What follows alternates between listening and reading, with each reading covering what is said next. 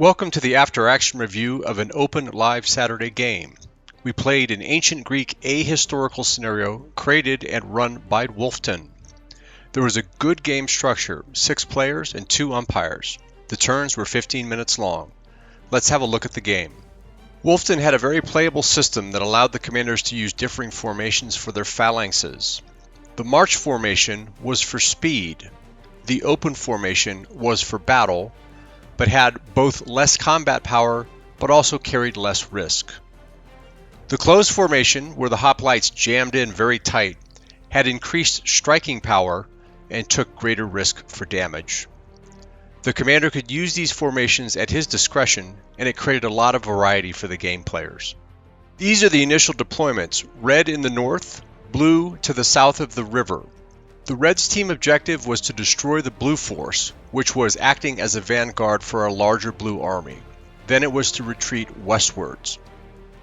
The blue team's objective was to destroy the red army and secure the road for the blue main force that was to come up a day later, which was outside the scope of the scenario. Both commanders planned flanking maneuvers. The map was hand-drawn, as you can see in the upper left-hand call-out box, and it wasn't necessarily accurate. Using only that map, the red team wanted to try a large flank maneuver around the wood to the east. Blue also planned a flank maneuver, though less ambitious. As the scenario begins, red begins its maneuver, while blue pushes cavalry forward to scout the terrain and find the progress of the red line. Here you see both flanking maneuvers, where the yellow star indicates. At this point, the red commanders see a dust cloud of a moving blue force to their south, and the blue commander realizes he's being matched on that flank by a red force. The red commander-in-chief is commanding the western red force. He deploys his units to develop the situation. The red and blue flanking units in the east alter their plans and turn toward each other, looking to reconnect with the rest of their respective armies and counteract the enemy movements. Blue decides to concentrate on the middle of the field and counter the western red force, falling upon it like the wings of a heron. This scatters some red cavalry. The blue commander in the east sets up a screen with light and medium infantry to cover this attack. Where you see the yellow question mark is where there was a discussion after the game. The western blue commander requested the reserve south of the river to attack in his direction. The blue commander-in-chief saw the danger in the east and had other ideas. The commander of the red eastern division decides to take a risk. In the red circle, you see him move forward with his skirmishers in an attempt to draw blue forces east so he can waylay them with his waiting infantry in the woods. The commander of the middle red force, where you see the red arrow, brings his unit into close order and tries to steamroll the middle of the blue line. The commander of the Eastern Red Division is unpleasantly surprised by a sudden blue cavalry attack where he is killed, which takes him and his command out of the game. The rest of the red left wing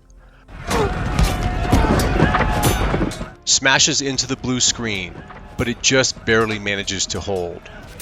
The blue commander-in-chief shifts his reserve to prevent the screen from collapsing.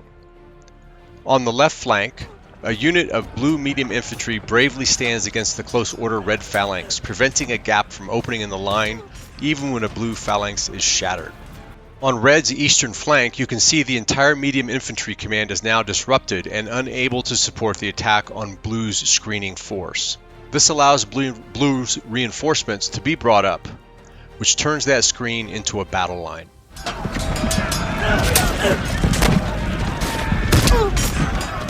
Where you see the yellow circle is where the heroic medium infantry unit continues to face down a close order phalanx and hold the line. This keeps the red western force from collapsing that portion of the blue line. The red phalanxes are starting to tire out. Where you see the yellow circle, blue cavalry has broken through to the rear of the red army. Red cavalry is able to fend it off. The western red force, tired of the fight, takes advantage of this and pulls out successfully. The blue center holds, and this creates a withdrawal of the entire red force. It ends in a marginal blue victory. This was a terrific Ancients scenario, and the players all shared how much they enjoyed it. Thanks to all the players for their participation. On behalf of the lead umpire, Wolftin, and myself, we hope you enjoyed this after-action review of the live Open Saturday game, the Battle of Miles. We'll see you next time out there on the Kriegsspiel board.